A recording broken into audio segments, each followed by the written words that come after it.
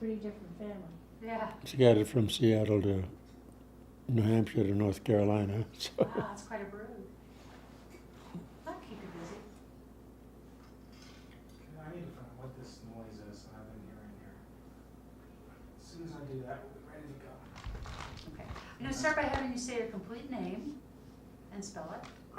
I am Walter M. Chapman, known as Chappy by everybody except my family. I was born in East Corinth, Maine, a little farming community just out of Bangor. And tell me about what unit you were in the 10th Mountain Division and highest rank served. I was in two different units. When I first went to the 10th Mountain Division, I was a lieutenant, fresh out of officer candidate school. And I was assigned to F Company of the 86th Infantry Regiment. And then what happened? Well, in my prior life, I'd already been 2 years in the Army, where I'd been trained as a radio operator, and then promoted to a communications chief, a staff sergeant, in charge of the communications of an infantry battalion. When I came to the 10th Mountain Division, after I graduated from officer candidate school, there was no opening for a communications officer. So I was assigned to F Company, probably one of the most fortunate things that could have happened to me. The company commander at that time was Francis Sargent, who later became governor of Massachusetts. And there were a great bunch of folks in that, including Peter Seibert, who in later life invented VAO. And he has said he was a squad leader sergeant in my platoon. And he watched me, he said, for a couple of weeks and decided I was worth saving. So he taught me my first skiing. We've been friends ever since, until his death 2 years ago about. But it was a very interesting period in my life. How did you come to be in the 10th?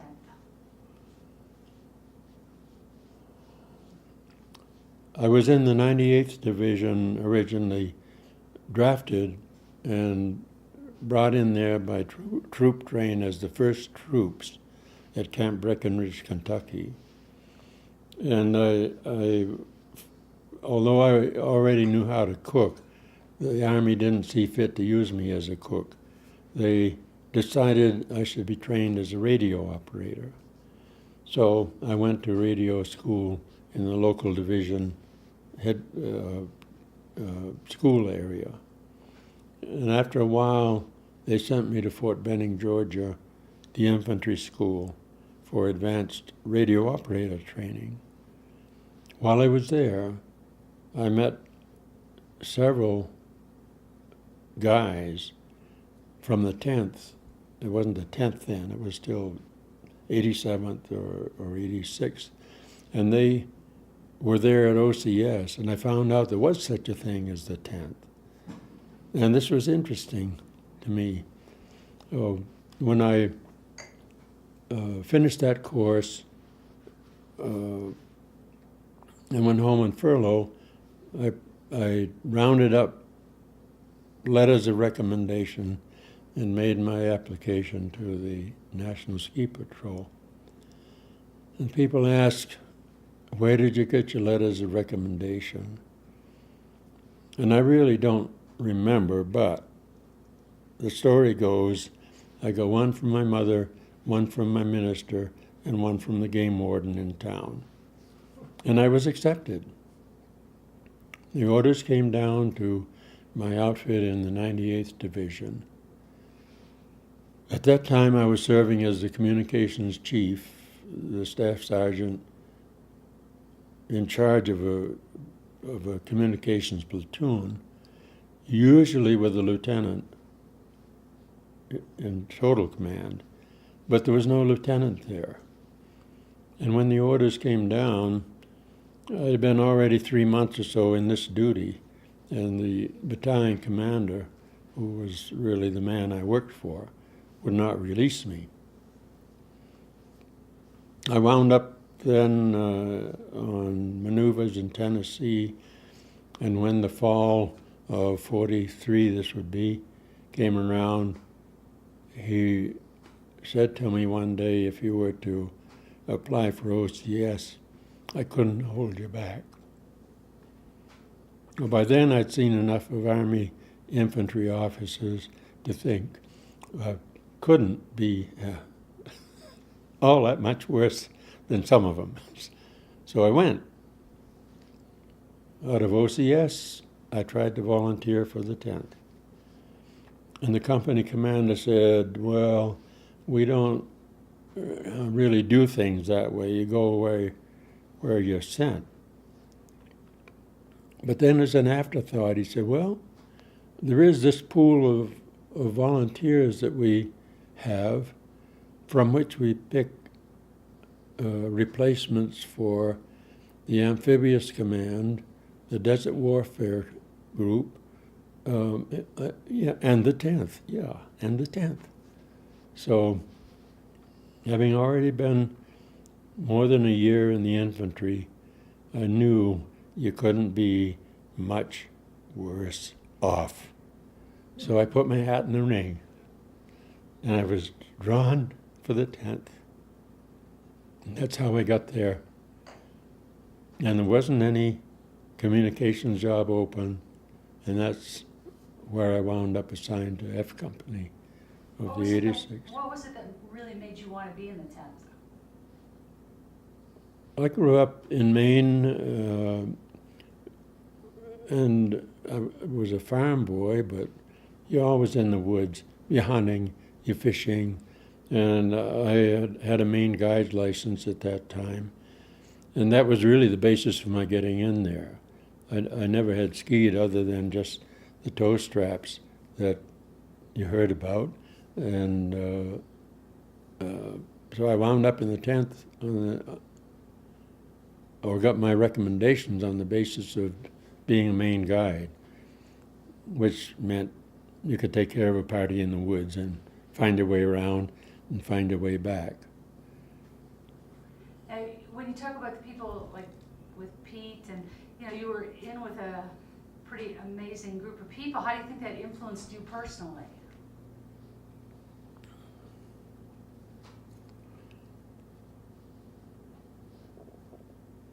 That's hard to say, really.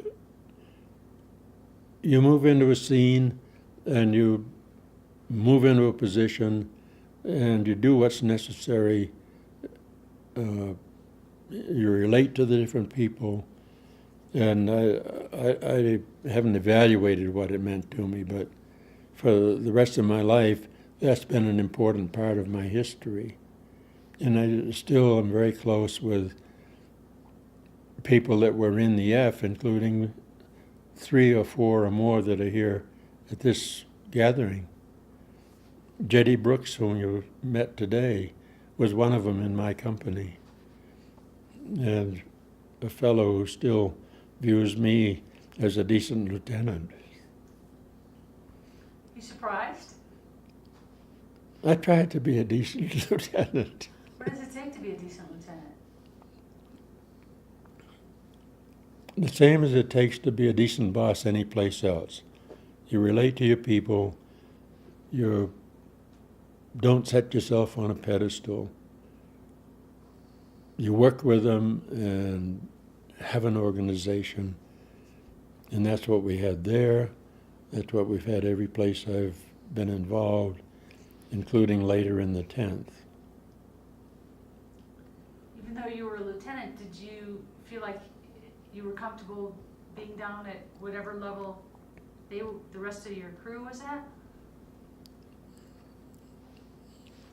Without them, I might as well go home. That's a good way of putting it. So they supported you as much as you supported them. Sure. So what year did you get to Camp Hale? February, about the middle of February in 1944. And when you first came there, what was your impression?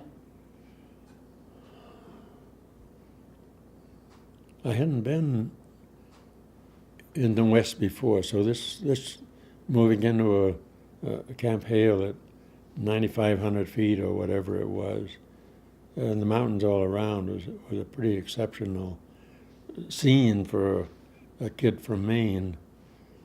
I had spent time on Mount Katahdin in Maine, which, as an individual mountain, doesn't have to apologize to anybody.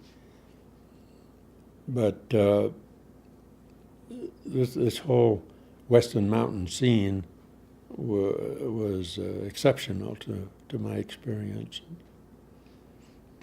And what did your training teach you at Hale? Well, first I had to learn to ski. Well, that was really second. First I had to learn to breathe. And at that altitude, that came along in due time. It happened, I arrived there about 2 weeks or so, maybe 3, before the D series commenced. So my ability on skis was not as good as my ability to breathe by then, because I had learned that. So you only had a couple weeks prep before D series. Yeah. How did that affect your ability during D series?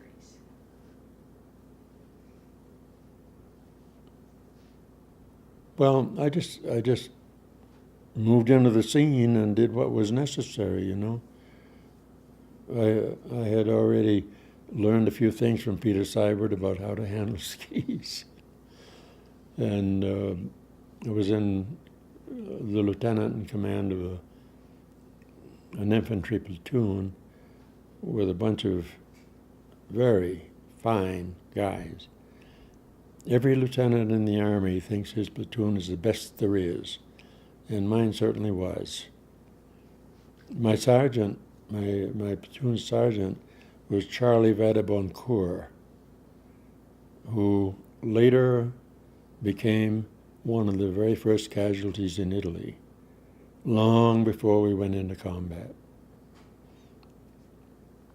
And I was no longer with F Company at that time. What happened to Charlie?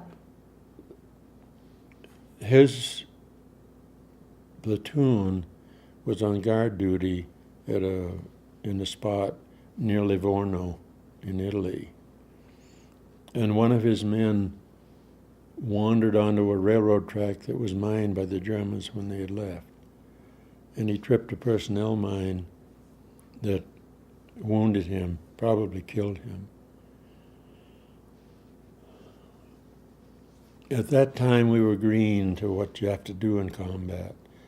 But Charlie and others, including a medic and the chaplain of the organization, went in to help. And several of them were killed, at least 4 and maybe 6, including Charlie and the chaplain and one of the medics that went in to help. It's a phase of our history there that hasn't been revealed very much, because it was while we were still in the staging area and we weren't in combat yet, and it just has never been related much in our history. How did it affect you, that being some of the first death that you've seen? I was no longer assigned to that platoon, so I was no longer involved. It was in an area separate from where I was. I was in a different battalion by that time, and I learned of it only the next day or whatever time afterwards. And it's a bittersweet feeling you're not with those guys anymore. You might have helped them if you'd been there, but you weren't. And it's just been a sad point in my life ever since. Whenever I go to the monument, Charlie Vatibancourt is the first guy I look up. It's nice that you can remember. He was just a lovely guy and a real sergeant to be proud of. What were the qualities that you thought made your platoon so extraordinary? Charlie, you mean? Well, how about your whole platoon? When you say that every lieutenant thinks that they have the finest group of soldiers, what was it about your group of soldiers that you thought made them so extraordinary? Oh, I don't. Please stop 1 second. That Gotcha.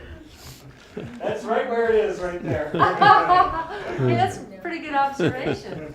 Can you cut it out? That's okay. We caught it before we. Hey, that's pretty good. Yeah. You got that.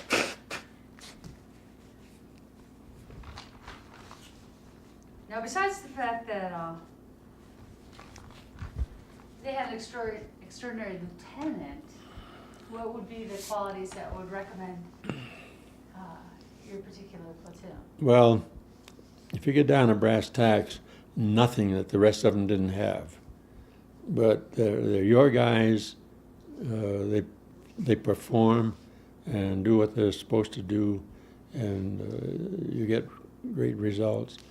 That is characteristic of the whole Army, or probably the whole military.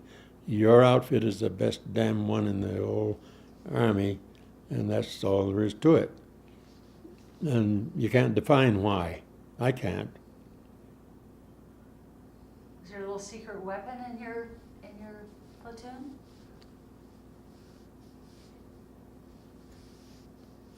They were just good guys.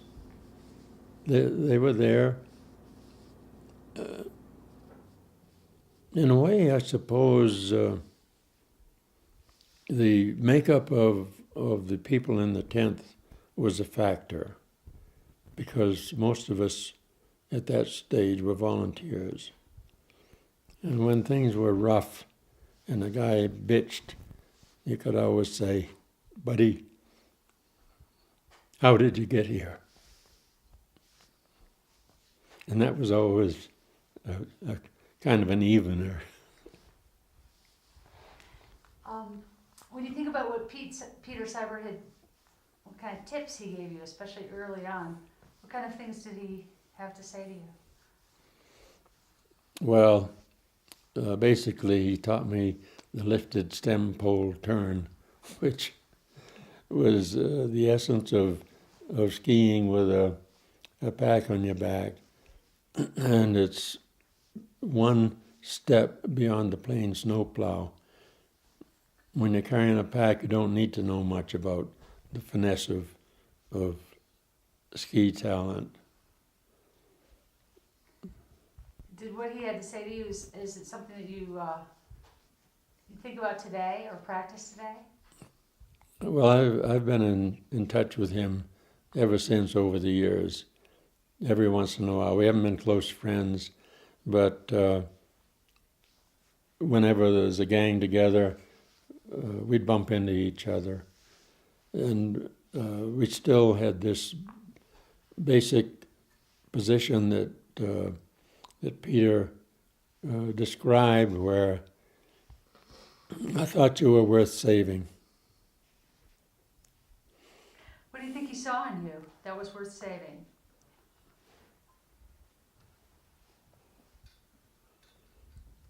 Well, I guess I didn't offend him. As a squad leader sergeant, a lieutenant can offend him and the rest of his guys if he has the wrong approach to managing and leading a group of men, whether in the Army or any place else in life. And I felt I was one with the group, and we behaved and operated as if we were one group. Aside from technical skill sets, at Camp Hale, what did it teach you as a human being?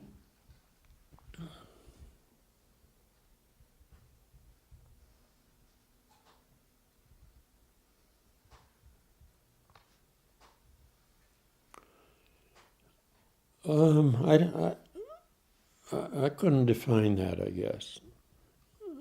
In retrospect, over the years, the relationship with the 10th, beginning in those days and continuing to this day, has been a very significant part of my personality and my approach to life. But at that time, you just did what you had to do and got on with it. You didn't spend much time philosophizing when you were in the Army at that time, or at least I didn't. How did it transform you now that you look back at it?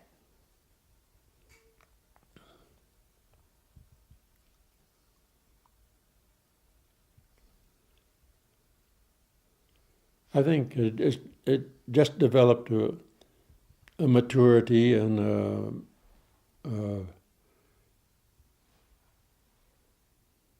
ability to size up the situation you're in and try to move into it and make it function.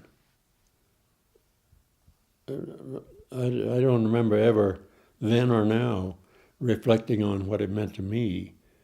You just do what you have to do and get on with it.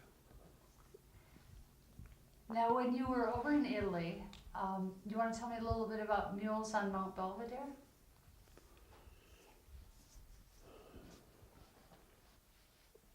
We probably ought to back off a little bit and find out how I happened to be in that position. Okay. You want to start When there? we went overseas in December of 44, the 86th Regiment was the first to go, and I was a part of that, and departed about the middle of December, give or take a little. Most of the outfit came along in the next month, but my unit was on the SS Argentina, headed for God knows where. But as we went across the water, we noticed that Bermuda went by us. And then eventually we went through a kind of narrow place that had a big rock on that side and a continent on that side. And we figured it must be the Rock of Gibraltar. And presently we wound up in the harbor of Naples, either the night before Christmas or the night before Christmas of 1944. On the boat going over, I had been relieved from F Company and moved into a communications job with the 1st Battalion of the 86th. There'd been one of the communications officers in the regiment left behind for some reason. So I abandoned my rifle platoon folks and moved into a communications platoon as a lieutenant, the same relative position I'd had before in the 98th Division.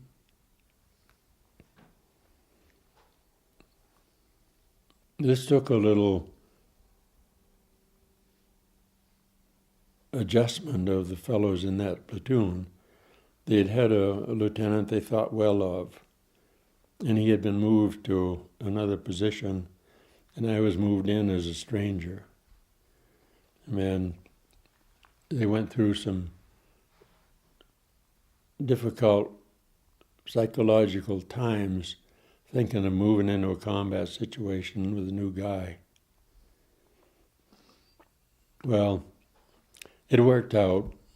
They accepted me and we went on into the war. It happened as we went into combat, was about the middle of January, give or take a little. And my battalion was in the village of Vidiciatico, sort of at the base of Riva Ridge. And our mission really in those days was to put patrols on Riva Ridge, especially at night, to try to find some way to climb it, to get an army group up it. And the activity was a daily relationship with the Germans on the ridge. It was way up there compared with where we were. And you could see them. They could see us every day. And usually sometime during the day, either we'd fire at them or they'd fire at us, or try to make some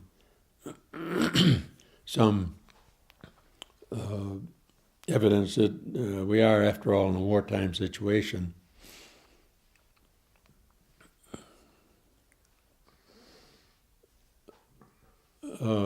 I was on one patrol of those that went on the hillside.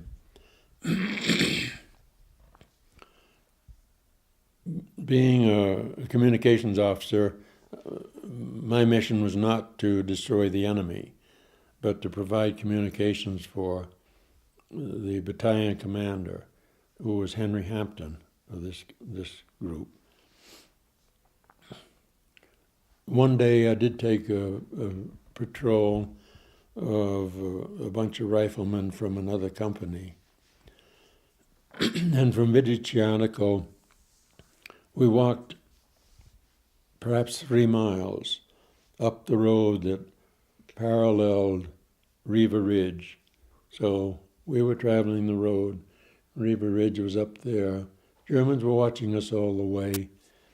And our mission was defined as I'll describe here.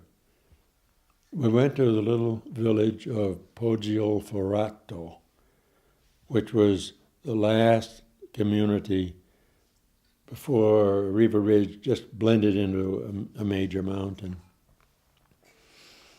And we spent the afternoon poking around town, evidently just running a patrol to investigate the town. And as the afternoon ended, we turned and started back down the road towards where we'd come from. Well, the German fellows had been watching us all this time. And as soon as we started back, they laid machine gun fire on us. Well, it happened, fortunately, to go over our heads. But we took cover, of course, to hide out. And we just hung there until dark. And after dark, we went up on the side of Riva Ridge, continuing the exploration of a trail that we could go up. That particular trail eventually turned out to be the one that F Company went up. That attack was 3 companies from the 1st Battalion that I was involved with then. And the 4th Company was F Company. And my sergeant, Peter Seibert, was involved in that attack, but I wasn't a member of his party.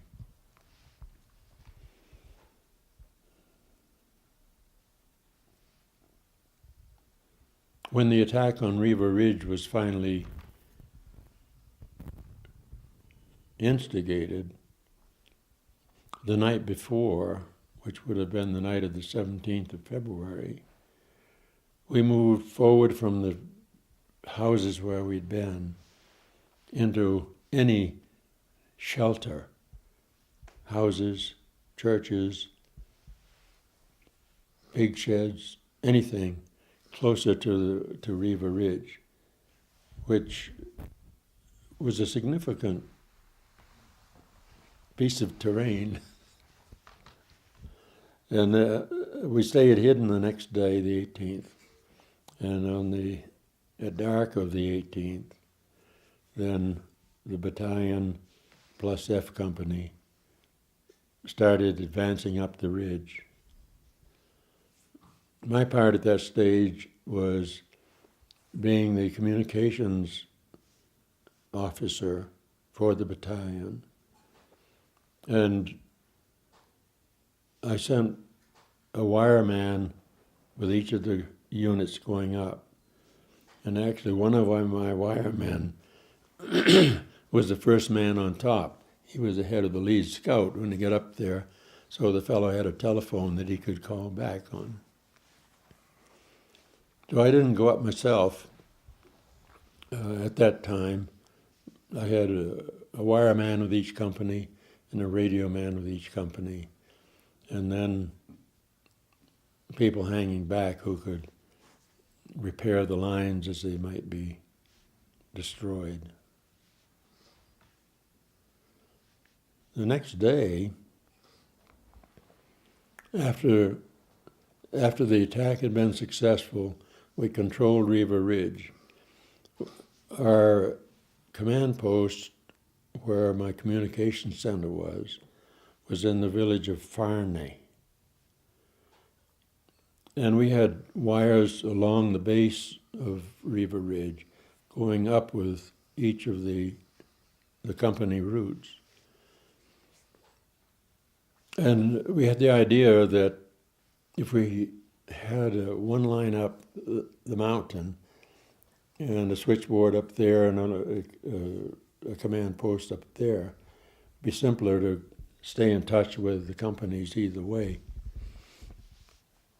So I put together an expedition, having been given 5 Italian mules, and fortunately Italian drivers, because the Italian mules are bad enough in Italian and they're hopeless in English. So we got the mules packed up with reels of wire, and you use a more higher grade wire for such a thing compared to what a guy carries when he's on the attack. And switchboards and other stuff for setting up the CP. It happened out of Farney, which is fairly well towards the low end of Riva Ridge. There was a trail, even a bridge across the that river. And so across the bridge we went and on up the trail. And as it climbs a ways, it's in a field where it's steep on one side. There's the trail that isn't much wider than a footpath. And then it's steep on the other side. And at that time, most of the trees on Riva Ridge had already been harvested for fuel, so it was bare compared to nowadays. We were making good progress going up the trail until one of the mules stepped off the trail and stumbled and fell and started rolling down the mountain. And this panicked the rest of the mules, and they all ran off on down the mountain. They lost their packs. Reels of wire were bounding down the hill. Everything else was in disarray and scattered over the hillside. So we went down, my guys and I, to see what we could salvage from down there. We found that all the mules had run away except one, and it was paralyzed. And it needed to be dispatched. That was the only fair thing, and being the senior officer there, I felt it was my duty probably to execute the mule, so I put my carbine to his temple and pulled the trigger, and nothing happened. I put a new shell in, tried again, and nothing happened. So I had to borrow a weapon from one of my men to perform my execution. That night I took the weapon apart to see why it had not fired, and I found out the firing pin was broken. And this is mid-February. We've been in the front line since mid-January, and I'm carrying a weapon that won't work all this time. Fortunately, I didn't need it. You were lucky you had that little advance notice. That helped. Oh my goodness. Well, why don't you tell me a little bit about what happened next in the sequence of things? Well, we gave up the idea of putting one up there, and as it turned out, the holding of Riva Ridge was secure, and we're talking about we had climbed it the night of the 18th, and this 19th was when we ran into this deal. The night of the 19th is the night that the rest of the 10th of the 86th Infantry made the attack on Mount Belvedere. And we had 2 or 3 or perhaps 4 days of extreme antagonism on the part of the Germans, because they wanted Riva Ridge back. Its location was such that Germans occupying that ridge could observe any attack on Belvedere and command their artillery or whatever else they had in the way of firepower. So it was necessary from the beginning, we realized that we had to control Riva Ridge before you could make a successful attack on Belvedere. Belvedere had already been under attack 2 or perhaps 3 times before that, unsuccessful, primarily because the Germans had complete observation of our guys going up against the guys on the top of Belvedere. So it turned out that it wasn't all that necessary to have that CP up there anyway. Basically, I guess we said, well, if at first you don't succeed, quit.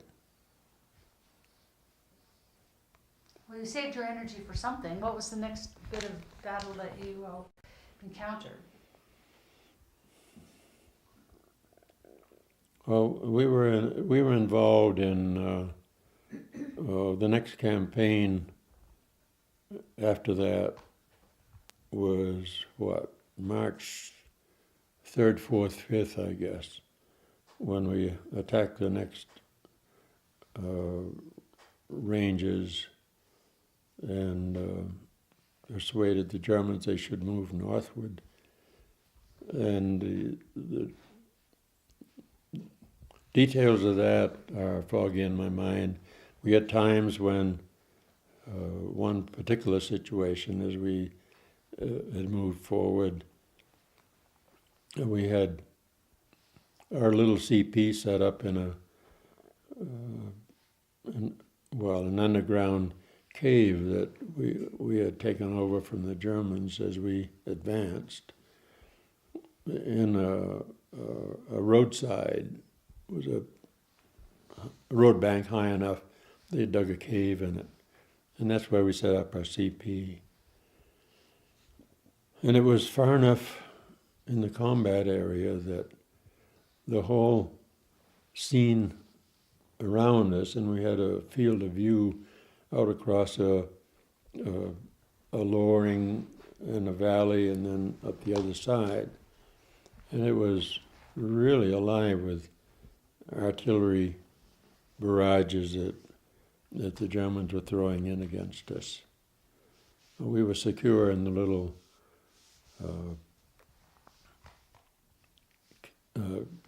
cave that we were living in. But one of the problems, again, with the communications business, you have wire to everybody. You can only use radios when there's an active advance going on, and then at the last moment, because you don't want the enemy to pick up your transmission and be able to act on it. When you're actually in an active advance, they can't react fast enough, so you can use the radio. But initially, the wire is a significant factor and continues to be somewhat. In this scene, we had wires out to our companies, and my wiremen are busy repairing damage to the wires caused by the artillery there. And from that cave, as I remember, my platoon sergeant in that scene was Morrison R. James, the staff sergeant at that time. And when you run out of wiremen to fix the wire, who's left? It's him and it's me. And on that occasion, he went out into this terrible artillery barrage area, found the failure, and repaired it. From there, we succeeded in holding the terrain we were after, and things settled down again for a block of time. Did you feel vulnerable being, like, take that particular CP? Did you have an antenna sticking up that perhaps would have been a sort of a target for German artillery?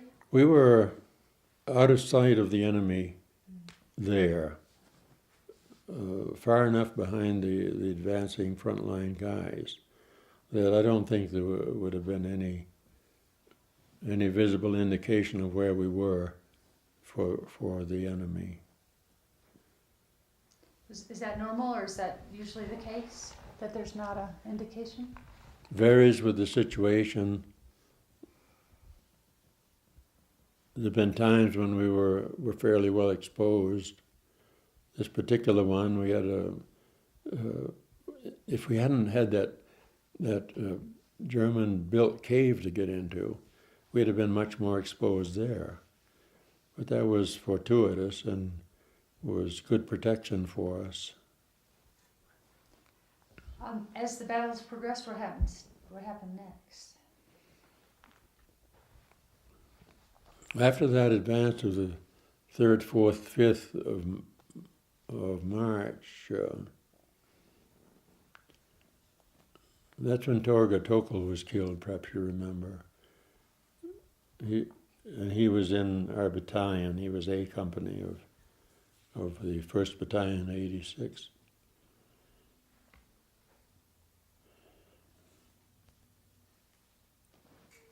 We weren't involved in a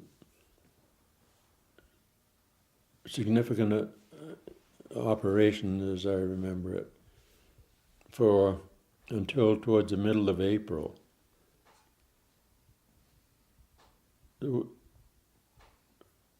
Probably during that time, there was even some rotation of units back to the rear for a bit of R&R. As the time approached towards the middle of April, my personal history took a change. The unit was preparing for the final advance to move out of the mountains into the Po Valley. And that attack took place on April 14th.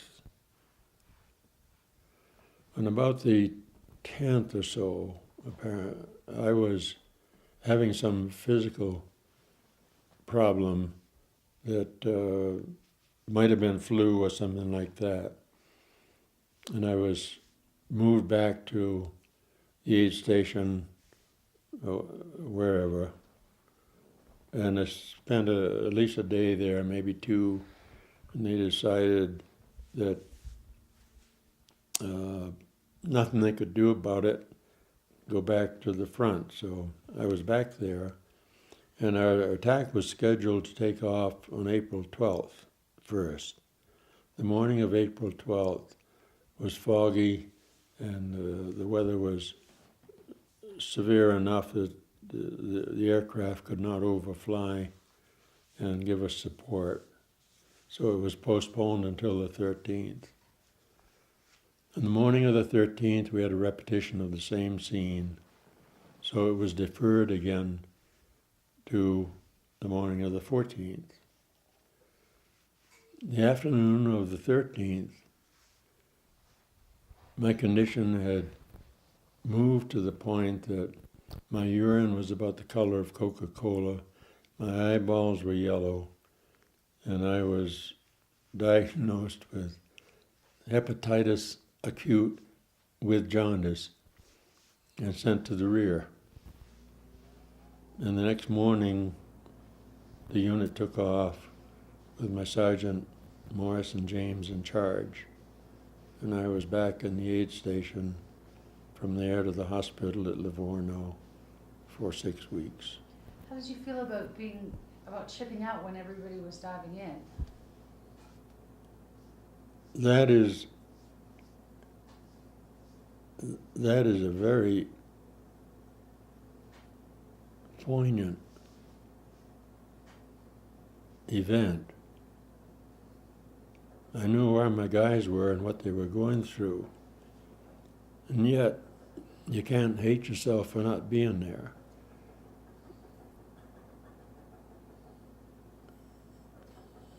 I don't know how you describe that feeling.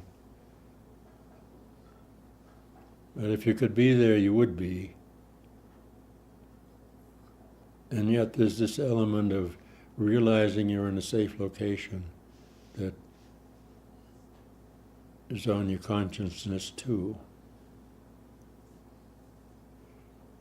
It turned out to be a good thing for Morris and James. He wound up getting a battlefield commission as he moved forward in the attack across the Po and that whole scene. And I didn't rejoin the unit for 6 weeks, at which time they were in occupation along the Yugoslav border. And Morris and James had my job, so I had to be assigned to something else. Can you think back to the period of time when Tor Tokol passed away? What was the feeling among not only yourself but among the other soldiers? Well, he was certainly already a hero among our individuals, and among the stories that went out about him, there'd be talk about he'd be on a march with the rest of us, and as he's on a march, he'd play his harmonica along the way, which most of us didn't have wind enough to think of at that stage. And I didn't really know him personally. And it's in retrospect, knowing more about him, that I appreciate the significance of the man. I did know who he was, but he was from upstate Middle America, and I was from upstate Eastern America, and I didn't have a personal knowledge of him. And not having been a skier, I wasn't aware of the skiing culture that a lot of our people had been involved in. What were the things about him that impressed you later when you had a little more perspective on him? Well, the fact that he was kind of a folk hero among us, I guess. And in the skiing scene, he was a world champion in the jumping scene and highly regarded from that point of view. What sort of things inspired you personally when you were in difficult situations?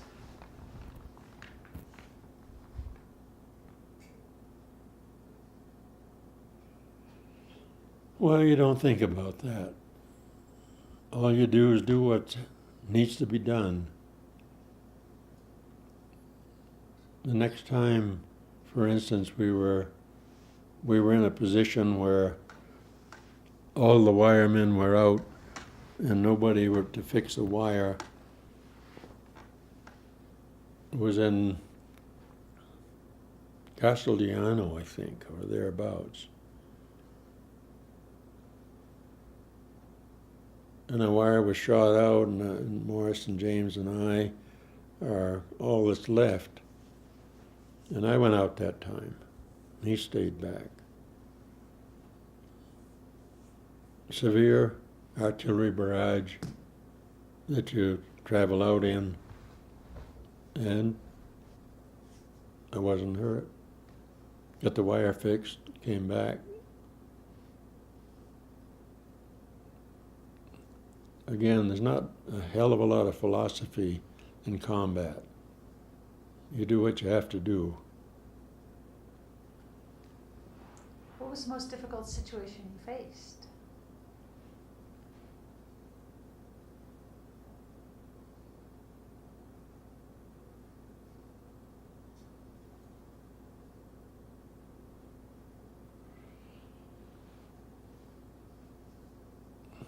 An example, I suppose, is these two wire deals we talk about, but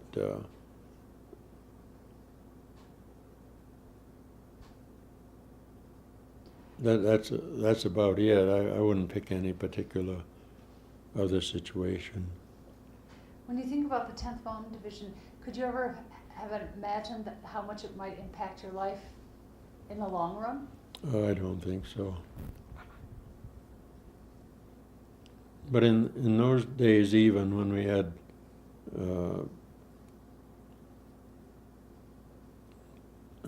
parties or evenings, or there was always a camaraderie that was unusual, I think, in the military.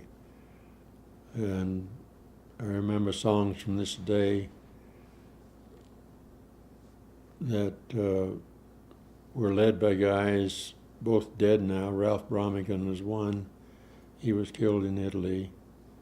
And Ed Belcher, another who died subsequently after the war. But there was a camaraderie and a esprit de corps that was beyond the military, a lot of it in the collegiate scene. At that time, I had not been involved in the collegiate scene. I had not been involved in the skiing. But the spirit of the organization was fostered and maintained by these people who were mostly collegians, either out yet or not out yet. But the jovial partying atmosphere of the skiing scene in those days was then and still is a factor in our lives. I think that explains why you still hang together after all these years. Yeah, it's a continuation of that basic relationship, I think. Mutual feelings for the skiing scene and the party scene, they kind of go together. Now, tell me a little bit about buried wine that perhaps contributed to this party scene. Yeah, that was an interesting little episode. That would have been after the 3rd, 4th, 5th of March affair, and we were kind of hanging out in the countryside there. We must have moved some from time to time because we wound up digging foxholes from time to time. One of my guys digging his foxhole came across the neck of a huge fiasco, and we'd seen them before, about a 50-liter glass jug, which they call the fiasco in the Italian. And it was a usual container for cognac or brandy. Well, we had decided he should bury that back up and dig his foxhole someplace else. And we'd have ourselves a party sometime when we had a chance. Well, the time came and we had a party set up. Folks went up there to dig out the fiasco, and as they dug, they could see it was full of wheat, not full of brandy. So we wound up having a grappa party, and a grappa party is near the bottom of the barrel. At least the grappa we had in those days was. You survived. Yep. Can you think of anything else that you want to add?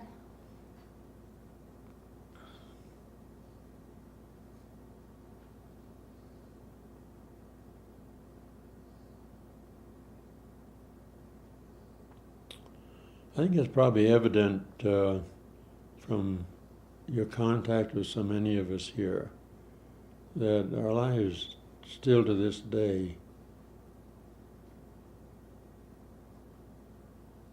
reflect and revolve to a certain extent around our experiences there and our relationships with one another.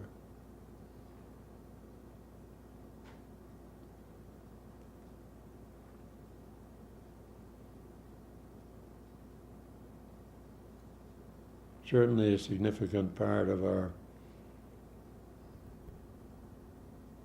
approach to life involves friends and gatherings of this group of 10th Mountain Division people.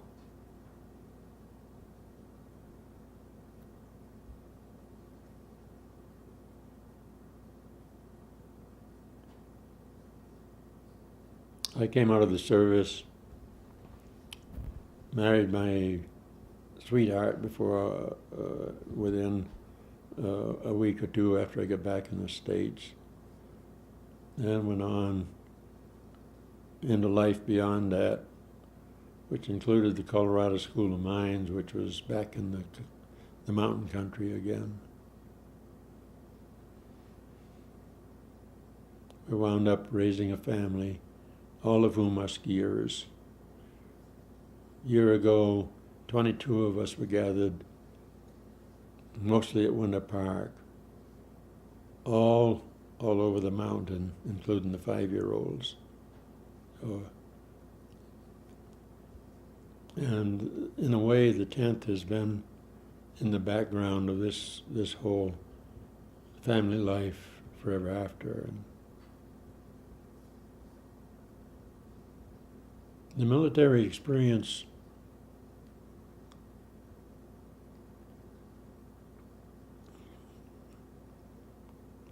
among other things,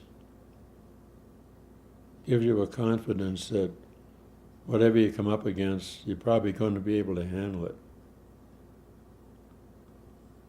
And that attitude, I think we've seen again all over this group of 10th Mountain people as they've made their impression on the world. Maybe it's a kind of a specialized group of this greatest generation that Tom Brokaw talked about. But my life is certainly the richer now for the fact that I was in there and was accepted by the people in there. And to this day, we all have a warm feeling for one another.